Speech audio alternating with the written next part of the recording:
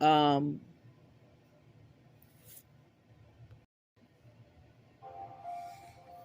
it is an official document from the African Union itself. I hope after seeing what she did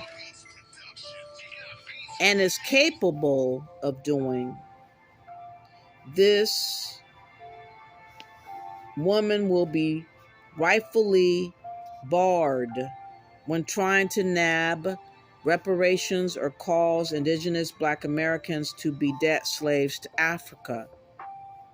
The $500 million bond she has attached to that ADDI database should raise eyebrows to everybody. One of the things she was accused of doing is as follow. She made up entities that was illegally registered to the U.S. Internal Revenue Services with diplomatic tax certificates applied for by Dr. yr.ago. She raised or received funds in the name of the African Union. She collected donations from private sector entities and companies like Chevron Oil Company, etc. Just a taste of what this fraud past AU ambassador is capable of. She should not have no right to try it again with her current RADDI scheme.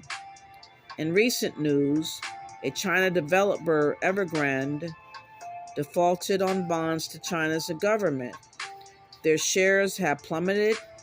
The owner is forced to give up monies, residential areas, properties, and even held up paying employees, etc., to try to help pay it down before the escalation of the bond payment returns again. This is affecting many other China housing developers as I write. So I have been mindful of the debt trapping bonds causes when interest of bonds or coupon of the bonds is left unpaid. This past ambassador is soliciting unlearned persons about the building of Africa, but it's really indebtedness to the bond and Africa's debt, mainly Ghana. She has recently gone to Ghana, inviting over 200 persons to attend a conference about her dreams of building this so-called Africa that she wants, but calling it Africa that we want. The we part is alarming because barely 200 people go and maybe 100,000, she says, signed on the ADDI database, BKA ADDI. That's the website she is soliciting folks to go to.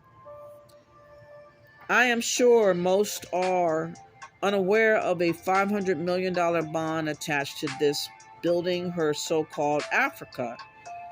These creations of debt she has blatantly stated would be paid by the so-called diaspora, which again is the propaganda I mentioned earlier, trying to make people African when we call ourselves Americans.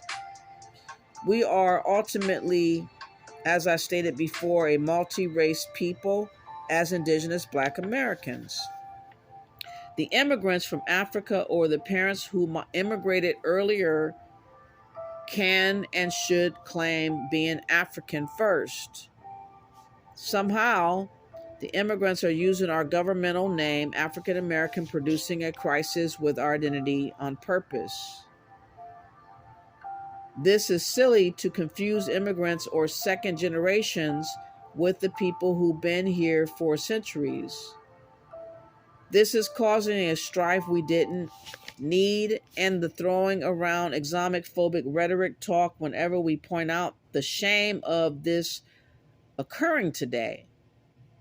Africans, immigrants from Haiti, Jamaica, not all but plenty, are saying they check off the box saying African American or Black American to receive benefits. Then when a special handout is set aside for them being refugee, immigrant, or African, they check those boxes off also to benefit. This is lunacy at the highest level. Meanwhile, indigenous Black Americans stays in the same spot economically with nothing more to assist them. Is this fair or constitutional to keep allowing? Is there a way to change this stupidity that was allowed to bloom and fester? Now the talk of my letter is to do with my Africa, oh, excuse me, uh, is there a way to change this stupidity that was allowed to bloom and fester? Now the talk of my letter is to do with why Africa is adamant about unifying with indigenous Black Americans. It is my belief for their terrible debts they have acquired for decades, and thus the using of the Black caucus for Africa's latest schemes. Question: why are these two African frauds in your ear, Sheila Lee? Just in case you haven't heard, in 2017 through 2020, there were collapsed banks of Ghana who stole all Ghanaian persons' money. The president who overseen over this administration was none other than Ghana's President Otto. The finance minister, Ken Afari-Attah, and plenty of other corrupt folks of Ghana were part of these demonic stealings, indirectly or directly, of their own people. By the way, according to African Watch, this finance minister is the cousin of President Otto. This beady-eyed president declared in 2017 his cousin was an economic musician before taking office in 2017.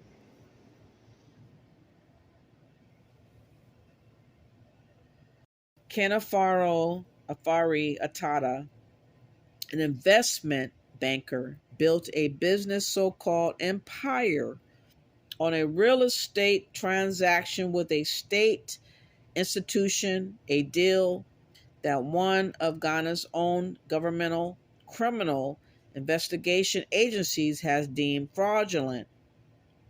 As finance minister, he has presided over massive overhaul of the country's banking system and wiped out most of the indigenous banks in the country in a very suspicious manner.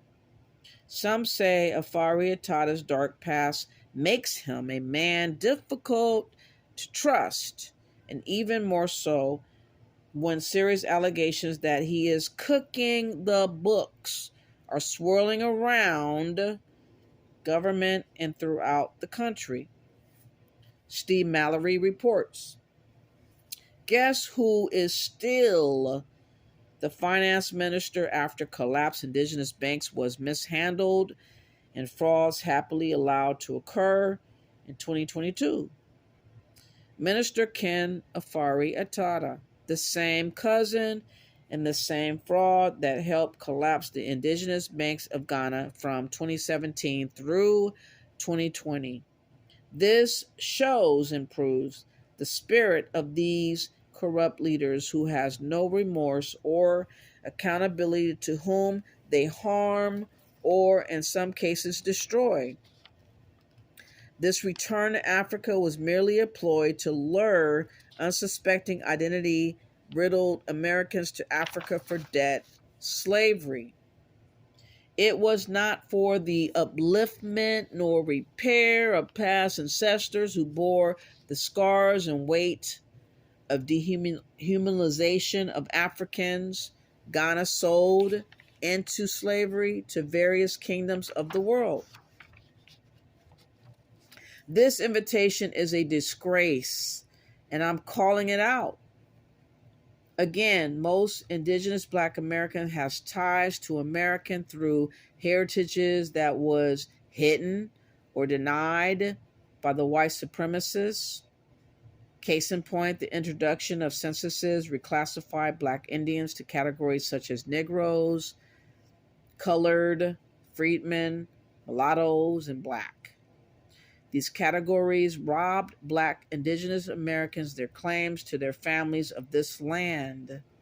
One case that comes to mind is the Loving versus Virginia 388 U.S. 1, a civil rights decision of the U.S. Supreme Court in which the court ruled that laws banning interracial marriage violate the equal protection and due process clauses of the 14th Amendment to the United States, decided 1967. The plaintiff in this case, Mildred Jeter Loving, was actually a Black Indian who was reclassified to colored by the Racial Integrity Act of 1924. The author of this act was a Walter Plecker.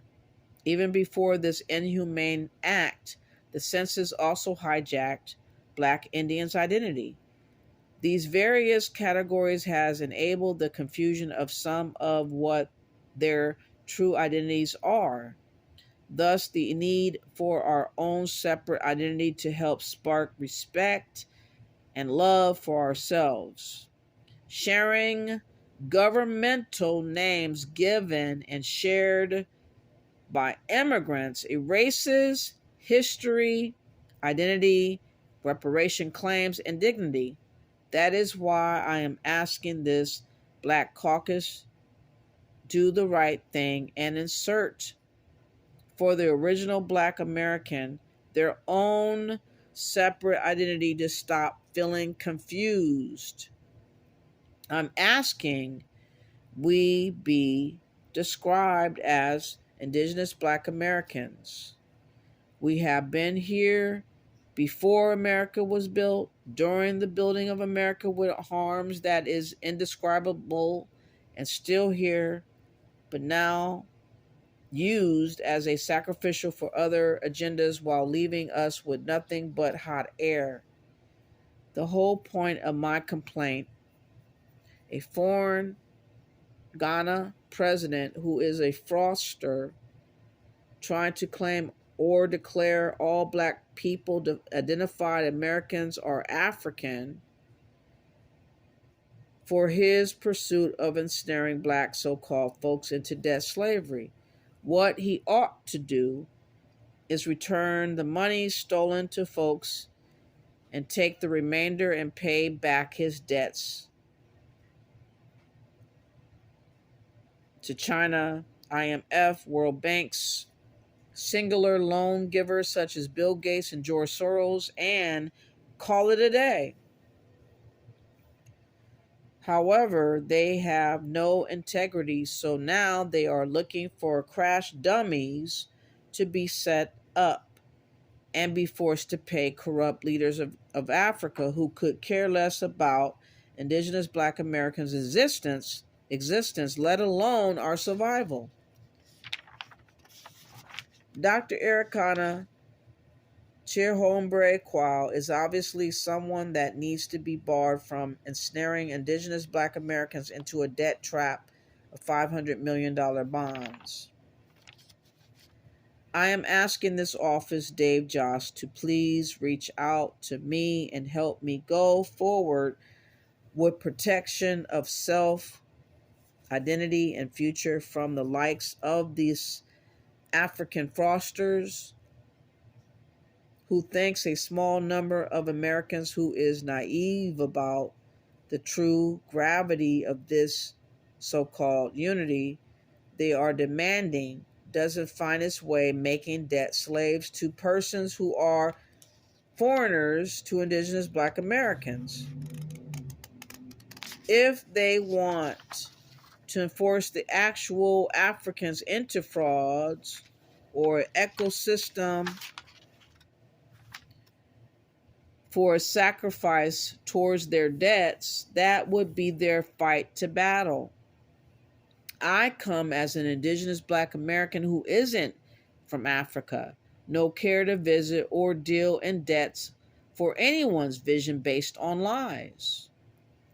So, in closing, Sheila Lee and the Congressional Black Caucus, I am an advocate being forced to speak up against frauding Africans you so casually aligned yourself to.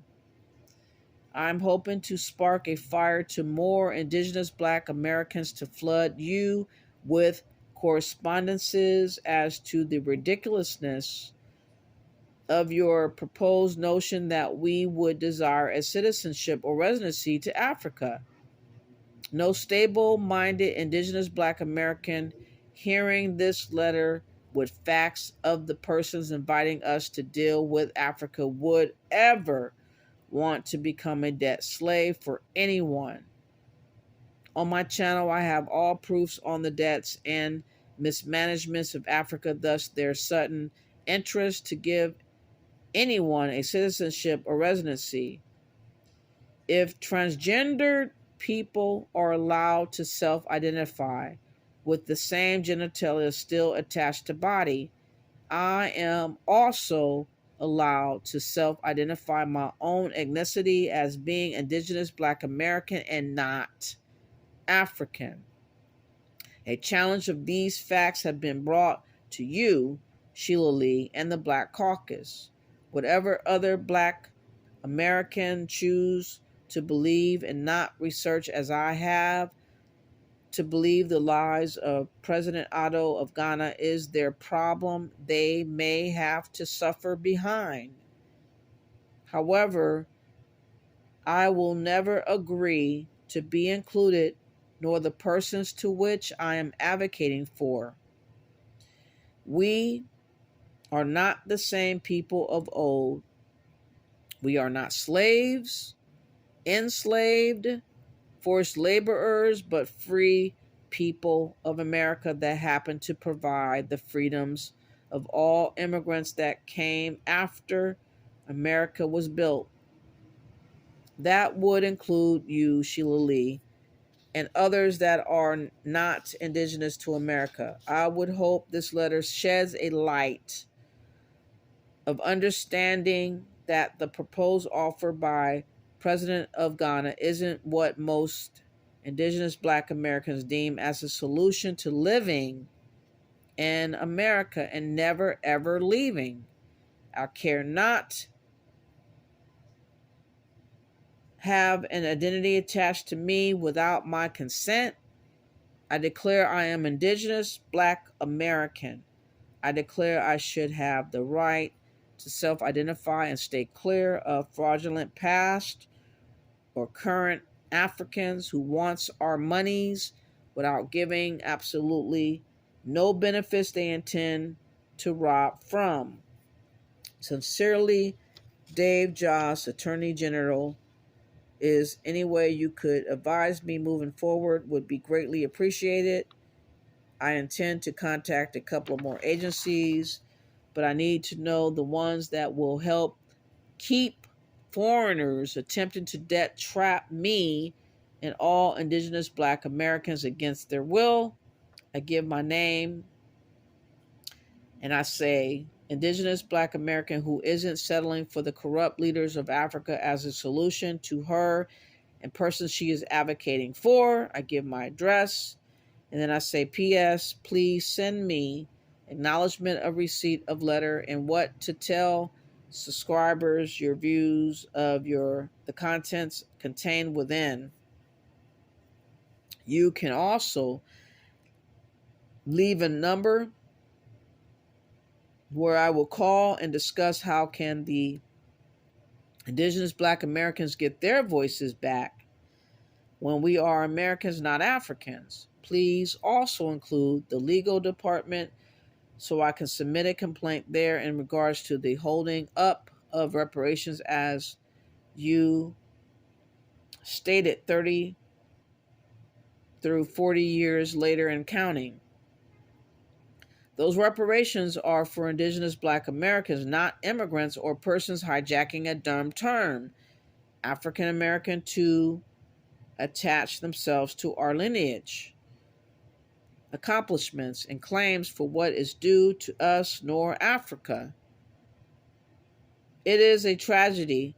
I even have to spell it out because persons love to say Indigenous Black Americans are exhumophobic if they utter a word.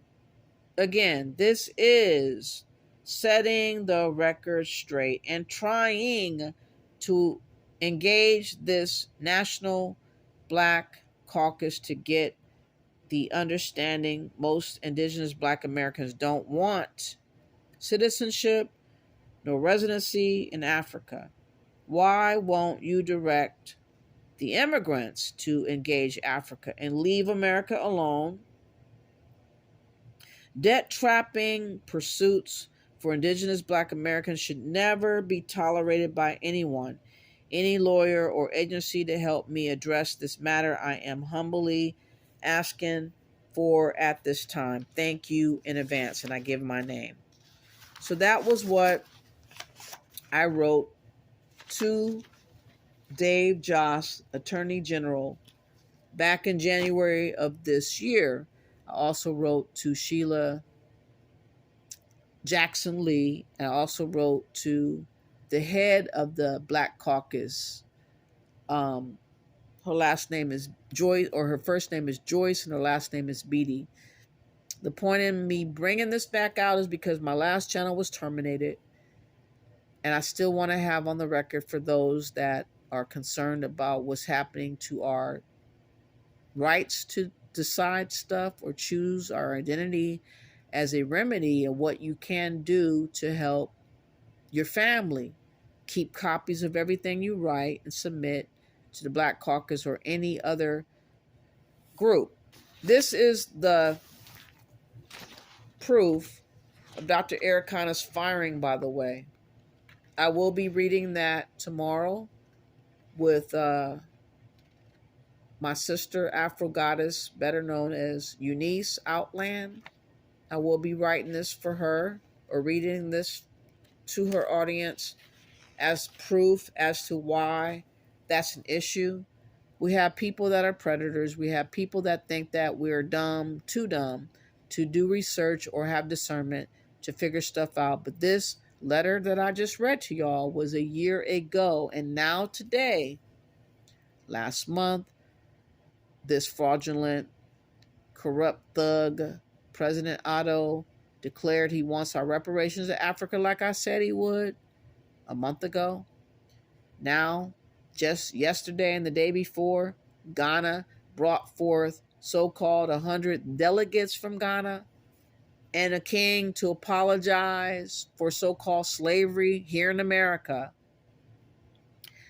but had only a link in a Zoom room for you to go to see this so-called apology. I'm sure it was the apology that was already shown 4 years ago, but I'm sure that link provided them an opportunity to make payments towards something, I'm sure. Again, we are not to be used and abused like people deem us to be used and abused. And I hope that you guys get what this channel is about, representing Indigenous Black Americans. We do not have proper leadership. We are not one thing.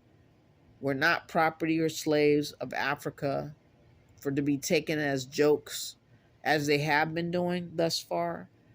But I have to stand on my square and represent my people, irregardless of what people think and how they feel, because they're not me.